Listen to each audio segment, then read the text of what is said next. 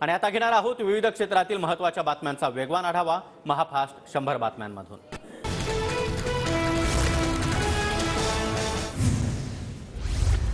सगळ्या मागण्या मान्य झाल्या पण आरक्षणाची मागणी मान्य झाली नाही। विजयोत्सव साजरा झाला पण जरांगेंना कोणता विजय मिळाला? आनंद व्यक्त करत होतात, मग पुन्हा एकदा उपोषण कशासाठी? मनोज जरांगेंच्या आंदोलनावर राज ठाकरेंचा सवाल। भाजपला ईडी सारख्या कारवाया भविष्यात परवडणार नाहीत, राज ठाकरेंचा भाजपला इशारा। टोल वसुलीमध्ये पारदर्शकता नाही, राज ठाकरेंचा आरोप। टोल संदर्भात उद्या मुख्यमंत्र्यांना भेटणार असल्याची राज ठाकरेंची माहिती। महाविकास आघाडीच्या नेत्यांकडून हॉटेल ट्रायडंटवर प्रकाश आंबेडकरांचं स्वागत। महाविकास आघाडीच्या नेत्यांच्या बैठकीला सुरुवात। लोकसभेच्या जागा वाटपासंदर्भात चर्चा सुरू। प्रकाश आंबेडकर महाविकास आघाडीकडे 6 जागांसाठी प्रस्ताव मांडणार। अकोला, सोलापूर, दक्षिण मध्य मुंबई, परभणी, अमरावतीच्या जागेचा समावेश, सूत्रांची माहिती। विदर्भातील महाविकास आघाडीचं जागवाटप अंतिम टप्प्यात। काँग्रेसला 6, ठाकरे गटाला 2, राष्ट्रवादीला आणि वंचितला प्रत्येकी 1 जागेचा फॉर्म्युला अंतिम टप्प्यात। आजच्या बैठकीमध्ये फॉर्म्युल्यावर शिक्कामोर्तब होण्याचा अंदाज। उपमुख्यमंत्री देवेंद्र फडणवीस आणि जेपी नड्डांची दिल्लीत बैठक। फडणवीस आणि नड्डांमध्ये राज्यसभा उमेदवारीबाबत चर्चा झाल्याची माहिती। गावागावांमध्ये मोदी सरकारचा रथ फिरतोय। सरकार आपल्या दारी थापामारी। सरकारचा रथ गावकरी अडवताय, परत पाठवताय। उद्धव ठाकरेंची सरकारवर टीका। मोदी सरकारच्या 10 वर्षांच्या कामावर होऊ द्या चर्चा। मी फक्त बोलेन पण काही देणार नाही ही मोदींची गॅरंटी। उद्धव ठाकरेंची पंतप्रधान मोदींवर टीका।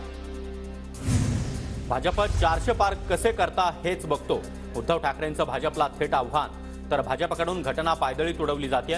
भाजपच्या किती नेत्यांवर ईडीच्या कारवाई सुरू आहे? उद्धव ठाकरे यांचा सवाल। काँग्रेस नेते बाबा सिद्दीकींनी अजित पवारांची भेट घेतल्याची माहिती। राज्यसभेसाठी बाबा सिद्दीकी यांच्या नावाची चाचपणी सुरू असल्याची देखील चर्चा। माझा कोणत्याही पक्षामध्ये जाण्याचा विचार नाही, मी काँग्रेस पक्षातच। वडील बाबा सिद्दीकी त्यांची भूमिका मांडतील, झिशान सिद्दीकी यांचं वक्तव्य। सध्या मी काँग्रेसमध्ये असून जाईल तेव्हा सर्वांना सांगून जाणार। अजित पवार गटामध्ये जाण्याच्या चर्चांवर बाबा सिद्दीकींची सूचक प्रतिक्रिया। बाबा सिद्दीकींवरील प्रश्नांवर अजित पवार यांनी मात्र बोलणं टाळलं। मला तुमच्याकडून माहिती मिळाली, अजित पवार यांचं पत्रकारांना उत्तर। बाबा सिद्दीकींना समाज आणि देश माफ करणार नाही। बाबा सिद्दीकी अजित पवारांसोबत गेले तर त्या जागेवर ठाकरे गटाचा उमेदवार जिंकणार, संजय राऊतांचा दावा। उद्धव ठाकरेंची आज रायगडमध्ये सभा। दुपारी 3 वाजता पोलादपुरातील सहान गावात तर माणगावमध्ये संध्याकाळी 6 वाजता सभा होणार। उद्धव ठाकरेंना मत करणं म्हणजे सनातन विरोधी स्टॅलिनला मत देणं। ठाकरेंना मत म्हणजे राम मंदिराला विरोध करणाऱ्या काँग्रेसला मत। चंद्रशेखर बावनकुळेंची उद्धव ठाकरेंवर टीका। जेवढी चिंता बिल्किस बानोची तेवढी दिशा सालियांची का नाही? उद्धव ठाकरेंना फक्त बिल्किस बानोच दिसतात का? ठाकरेंनी मोदींवर केलेल्या टीकेला नितेश राणे यांचं उत्तर। उद्धव ठाकरेंनी बिल्किस बानोचा वकालतनामा घेतलाच। रायगडच्या भूमीतील भाषणामध्ये ठाकरेंनी बिल्किस बानोवर दया दाखवलीच, आशिष शेलार यांचं वक्तव्य। अत्याचार झालेल्या स्त्रीला धर्माचं लेबल लावत असाल तर हा व्यक्तिदोष नाही, ही पक्षाची संस्कृती।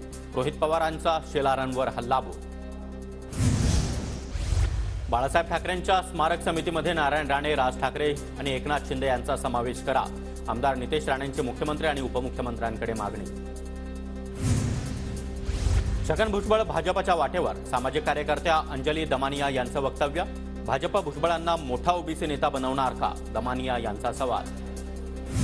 मला भाजपकडून कुठलीही ऑफर नाही, दमानियांनी भाजपच्या वाटेवर का म्हटलं माहिती नाही। भुजबळांकडून दमानियांच्या वक्तव्याचं खंडन। भुजबळ अजित पवार गटाचे नेते राहिले नाहीत, भाजपच्या एका नेत्याच्या बोटावर नाचणारे भुजबळ झालेत। ठाकरे गटाचे नेते भास्कर जाधव यांची भुजबळांवर बोचरी टीका। भुजबळ भाजपच्या कोणत्याही नेत्यांच्या संपर्कात नाही, भुजबळांनी कधीही भाजपमध्ये येण्याची इच्छा व्यक्त केली नाही। बावनकुळेंची प्रतिक्रिया। मनोज जरांगे मोठे नेते आहेत, ते काहीही करू शकतात। मनोज जरांगेंनी बजेटमधून आरक्षण देण्याची मागणी केली। बजेटमधून आरक्षणाची मागणी करणं हे कुणाला सुचलं नसेल। मंत्री छगन भुजबळांची मनोज जरांगेंवर खोचक टीका। मला कधीही मंत्रिमंडळाच्या बाहेर काढू शकतात, त्यात दुःख नाही। मला मंत्रिमंडळाबाहेर काढण्याचा अधिकार मुख्यमंत्र्यांचा। संजय गायकवाड यांनी केलेल्या टीकेला भुजबळांचं उत्तर। लोकसभेसंदर्भात चाचपणी सुरू, निर्णय काय घ्यायचा ते ठरवू, मनसेअध्यक्ष राज ठाकरे यांचं नाशिकमध्ये वक्तव्य. मनसेकडून पुण्यामध्ये 5 जण लोकसभा निवडणूक लढवण्यासाठी इच्छुक. वसंत मोरे, साईनाथ बाबर, बाबू वागसकर, किशोर शिंदे, गणेश सातपुते यांचा इच्छुकांच्या यादीमध्ये समावेश. कल्याण लोकसभेसाठी ठाकरे गट आक्रमक. उद्धव ठाकरे यांच्यानंतर 15 दिवसातच पुन्हा एकदा संजय राऊतांचा डोंबिवली दौरा. शाखेच्या उद्घाटनासह विविध कार्यक्रमांना हजेरी लावणार. खासदार श्रीकांत शिंदे यांच्या वाढदिवसानिमित्त डोंबिवलीच्या पिंपळेश्वर मंदिरामध्ये अखंड शिवजप अनुष्ठान आणि होम हवनचं आयोजन. भंडारा गोंदिया आणि गडचिरोली लोकसभेवर अजित पवार गटाचा दावा. भंडारा गोंदियामध्ये प्रफुल्ल पटेल यांची तयारी सुरू, तर अजित पवार मतदारसंघामध्ये मेळावे देखील घेणार. मंत्री धर्मराव बाबा आत्राम यांची माहिती. लोकसभा निवडणुकीसाठी नाशिक जिल्ह्यामध्ये 40,000 कर्मचारी लागण्याची शक्यता. जिल्हाधिकाऱ्यांपासून निवडणूक अधिकाऱ्यांपर्यंत प्रशिक्षण. 20% राखीव मनुष्यबळ ठेवलं जाणार.